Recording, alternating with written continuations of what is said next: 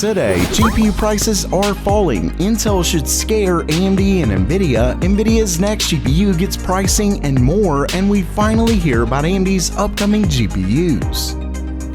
Welcome everyone to Gamer Meld. First up for today, I have a great story about GPU prices, and this follows just after my last story that AMD had dropped prices of their 6950 XT and 6800 non-XT GPUs pretty drastically. Starting things off, you can actually buy AMD's newest RX 7900 XT for an unreal $779. Remember that this card launched at $899 at the end of last year, yet just a few months later, it's already over $100 off. Now, the 7900 XT did have a pretty terrible price at launch, given the 7900 XTX was so much better for just $100 more, but this is definitely a better place for it to be. Not only that, but according to video cards, all of AMD and Nvidia's newest GPUs, I'm talking AMD's 7000 series and Nvidia's 4000 series, all have cards that are available at MSRP and below. Of course, they do have higher-end third-party cards that are over MSRP, but they actually have at least some of every model that are at it, and I did confirm this myself. We're talking even the RTX 4090, the newest 4070, etc. Now, I know a lot of you likely think it isn't a big deal given how high the MSRP is to begin with, and I do mostly agree with you.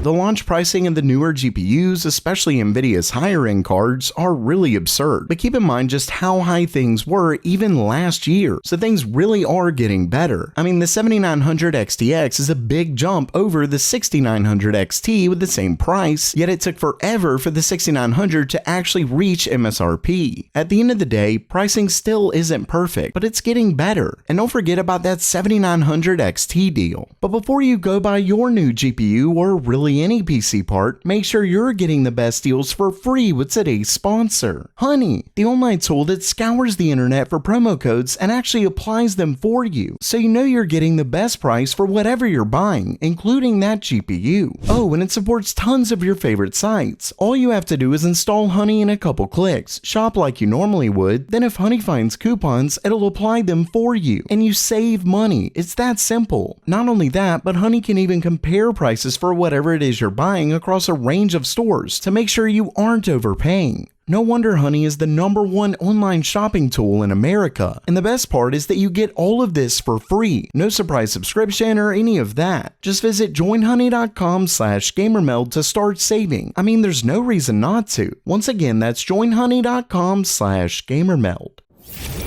Next up for today, Intel's ARC GPUs are getting faster and faster, to the point where AMD and Nvidia need to watch out. In a new blog post by the company, Intel announced a driver update that brings day one support for multiple games, as well as an uplift in performance across a range of games. They even show a pretty massive 63% performance uplift in Dead Space over their previous driver. Ultimately, they talk price to performance when comparing the A750 to Nvidia's 3060, and given the A750 is significantly cheaper, it definitely looks like a good buy. Ultimately, I really hope Intel continues to release new GPUs because competition is incredibly important.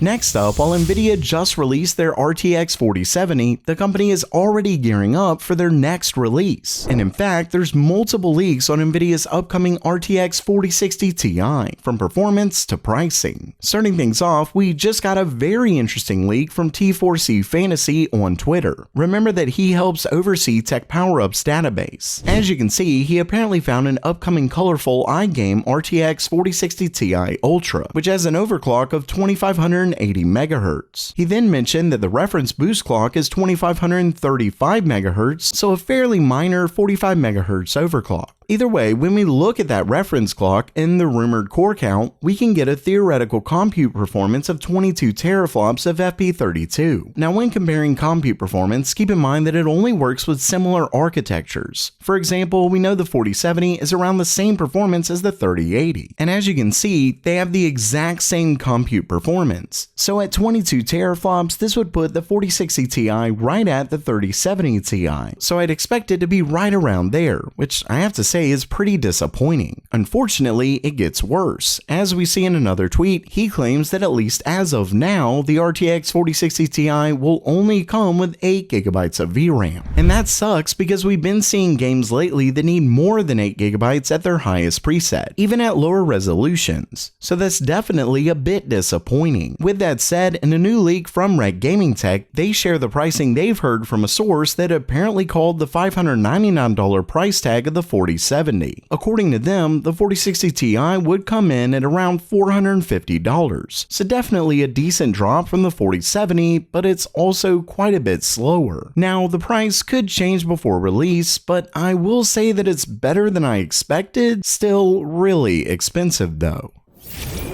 And lastly for today, with Nvidia's RTX 4070 officially being released, you may be wondering where AMD's equivalent is. Well, a huge story was recently shared by Red Gaming Tech, where he goes over that, the specs, and performance for AMD's Navi 32 and Navi 33 parts. Starting things off, we have Navi 32, with the first GPU being the 7800 XT. According to this, it comes with 60 compute units, 16GB of GDDR6 across a 256-bit bus, 64 megabytes of Infinity Cache, and a 285-watt CBP. As far as performance, he's hearing from close to the 6950 XT to not quite as fast as the 4070 Ti. Next, we have the 7700 XT, which is expected to come with 54 CUs, though Red Gaming Tech isn't sure on that. He heard it from multiple sources, but with it not being an even number of workgroup processors, it seems weird. It could in fact be 52 CUs. Either way, it would come with 12GB of VRAM across a 192-bit bus, 48 megabytes of Infinity Cache, and a 225-watt CBP. As for performance, it's apparently expected to compete with the 4060 Ti. When it comes to the release, he claims that AMD is likely looking at Computex, so we should finally see an announcement in the next month or two, though one source claimed it may be delayed. Finally, we have the specs for Navi 33, which AMD has already mostly revealed with their mobile parts. Either way, according to this, the RX 7600 XT comes with 32 CUs, 32 megabytes of Infinity Cache, and 8GB of GDDR6 at 18 gigabits per second. Then there's the 7600